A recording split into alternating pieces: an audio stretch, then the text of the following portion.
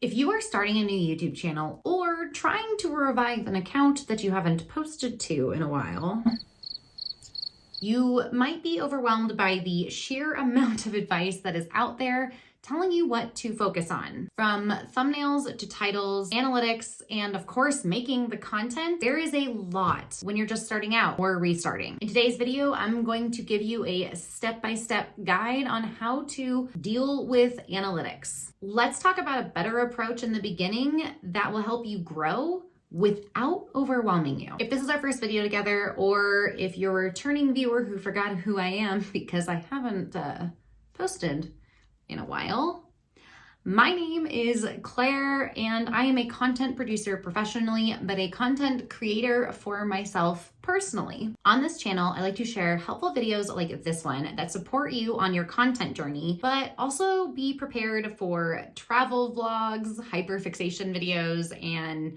random thoughts that I have. Speaking of, little rant if you don't mind. And if you do, that's why I add chapters to my videos, because there's always at least one tangent or a venting session like this. I've taken a few breaks since starting my YouTube channel that have been because I have decided to take a break. However, this last one was not my decision. I knew I was going to be really busy at the beginning of February, so I prepared in January and created 2 videos to post when I knew I wouldn't be able to dedicate much time to making any content. I was determined to stick to my weekly video routine and not skip a week so that I don't get angry again. Long story short, both videos were around 95% edited when CapCut decided to delete not only those 2 projects, but every project I had. This was not the same time as the TikTok ban, so it has nothing to do with that. This was a random Tuesday, if you want to say. Well, I don't know if it was Tuesday, but the quote. So that was difficult to overcome because of course it happened when I was getting extremely busy and wasn't going to be able to dedicate any time to videos, which is why I had pre-planned. To keep the venting session short-ish, things happen. It's frustrating. If you know, you know. These are the hurdles we overcome. We get back on that horse and we do not give up. We maybe take a break, but we do not give up. So tangent over, venting session done. Thank you for listening. Let's get into today's actual plan. Before we even get into the numbers, let's reframe how you look at analytics. Instead of seeing them as a report card, use them as a tool to guide your decisions. Early on, your goal isn't to maximize numbers. It's to create a library of data of what works, what doesn't, so that you can create a plan to improve. The plan. Since I'm someone who likes to know the entire plan, not just the immediate next steps, overthinker, let's just take a bird's eye view of the plan and the different phases, goals that you'll be focusing on. This plan is to help you get started. Focus on progression, not perfection. I know that's hard to hear. As a perfectionist, let's say it again. Progression, not perfection. Progression, not perfection. Progression, not perfection. Let's look at phase 1 in detail since that's where we're at. Then we'll take a brief glance at phase 2 so we know what we're working towards. Phase 1, experimentation. Our 2 goals for phase 1 are to experiment with content through different formats, topics, styles, or posting schedules. And our second goal is to start really cultivating that community through responding and engaging on social media platforms. Because I love to gamify, because it makes it easier to accomplish things, I created a freebie bingo card of content. It will challenge you to test different types, forms, and styles of content, no matter the subject you're deciding to talk about. The link for it is in the description below, and I encourage you to use it as a way to challenge yourself to get outside of your content comfort zone. Also, if you do use it, please let me know. Let me know your first bingo. I think it would be a fun game to see in the comments what line, diagonal, whatever thing you accomplish. As for community, even if you don't have a lot to respond to at the beginning, and once you start to have too much to respond to, be sure to prioritize those responses to direct messages and especially comments thoughtfully. Don't just do emojis, over engaging, but also try to find time to engage. With checking our analytics during this phase, we are keeping it simple, short, sweet, to the point. We are not taking a lot of time. We are not overanalyzing. We are focusing on content, experimentation, and figuring out what works and what doesn't for us and our audience. We are creating that library so that we can actually look back on the numbers in a better and more in-depth way. Here's what we're doing for analytics in phase 1. Up first, views. Take a note of your most watched and least watched content. Did anything perform noticeably better or worse than other content? And how does this week's content compare to the numbers of last week? Are they the same, higher, or lower? Again, don't take every single detail. Don't do the equations. Just make a note, higher, lower, or same. Engagement. Are people liking, commenting, or sharing your content? If so, why? What type of content is sparking interaction? What I mean by this, look at what type of engagement is happening and whether it's the engagement you want or if it might be on the wrong algorithm. Next, let's take a look at watch time. Are the viewers staying for the whole video, or are there key moments that they're watching or re-watching, or are there moments they drop off? This mostly applies to YouTube, but there are certain ways to look at it for TikTok and Instagram. So it's good to keep an eye out for across all platforms. And finally, your subscriber or follower count. Track how many followers you have. See if there's a post that led to a spike in subscribers or followers. But again, do not get hung up on these numbers. Our goal right now is to create that library of content to really build on these numbers rather than the numbers themselves. That's phase 2. This approach works across platforms, whether it's YouTube, Instagram, or TikTok. The key during this phase is to make the analytics quick and easy to accomplish on top of everything else that you're trying to do. Focus on creating more content without overcomplicating the process. Trust me, I know who's saying that. Queen of overcomplicating. Absolute.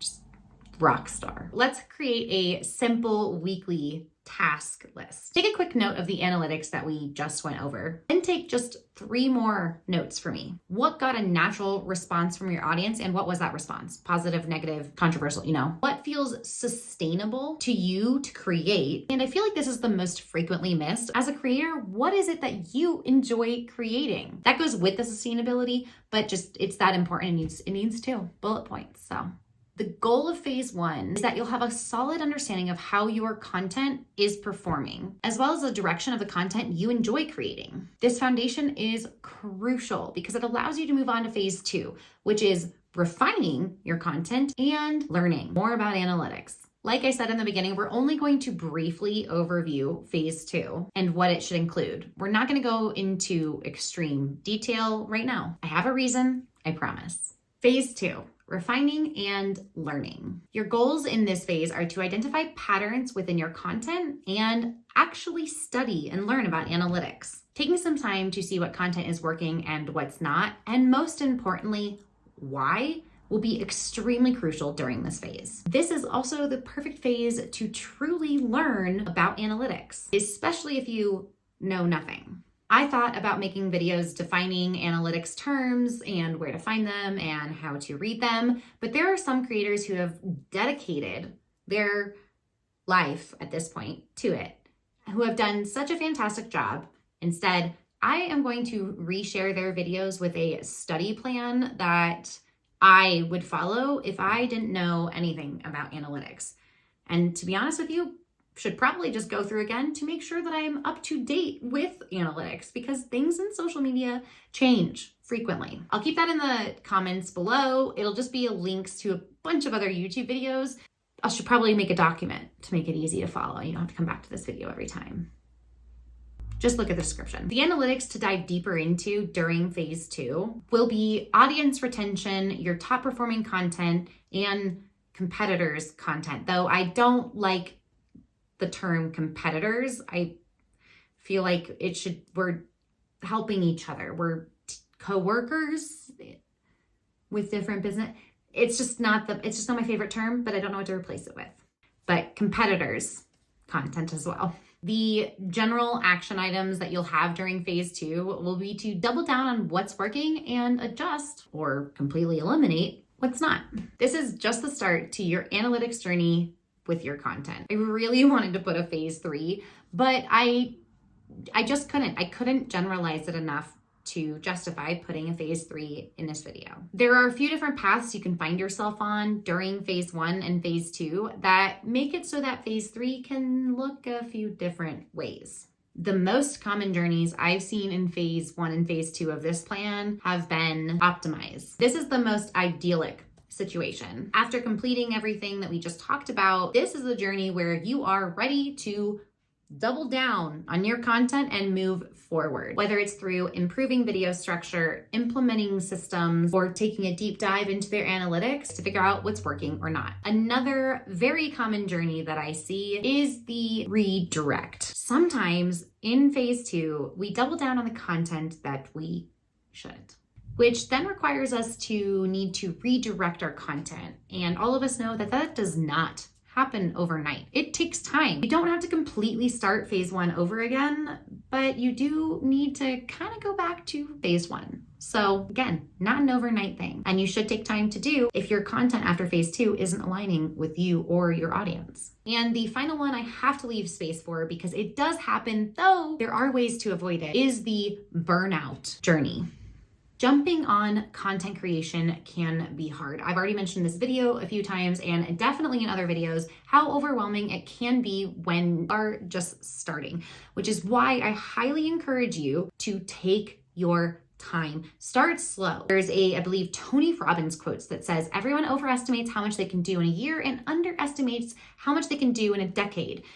Apply that to your content. Take it slow and provide that time for you to make mistakes, if anything, because that's going to happen, plus many other things that aren't even mistakes, but I can't tell you what they are but they happen to all of us. Burnout is also the reason I don't like to apply like 1 month to this phase or 2 months to that, because it depends on your timeline. I would, as an individual coach talking to someone, how do I explain this? Let's just say phase 1 should take 3 months, although I don't like to assign dates to it. Let's just say it should take 3 months.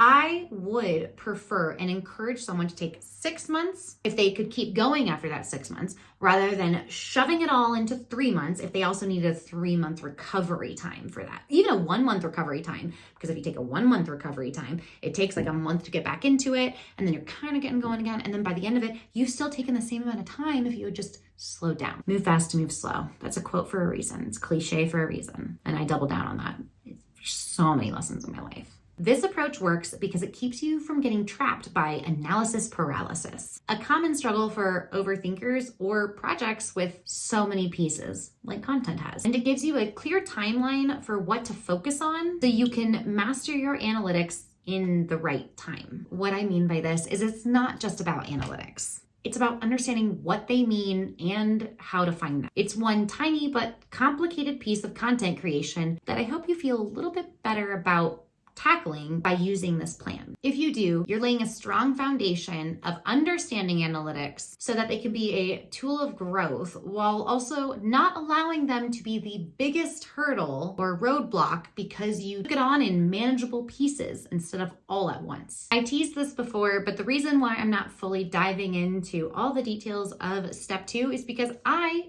am not personally there myself. And this is the plan I'm currently following because like I mentioned at the beginning of my little rant, am kind of reviving my channel again. So if you're in the same boat, whether it's getting your channel started or reviving that dusty channel, I'd love for you to join this analytics journey with me. Let me know in the comments what phase you're in. And if you like content like this, don't forget to subscribe, like, and share if you're so inclined. Thanks for hanging out with me today. Good luck on your content journey, whether you're analyzing analytics or not. I said analytics too many times today, so I'm gonna stop. Fudge, I just realized my heater was on. Let's see what that looks like. Sounds like. Also, and then this approach and breakdown of analytics works. This approach works because it keeps you from getting tracked. This approach works no. How many times am I gonna do? I hope you have a good day.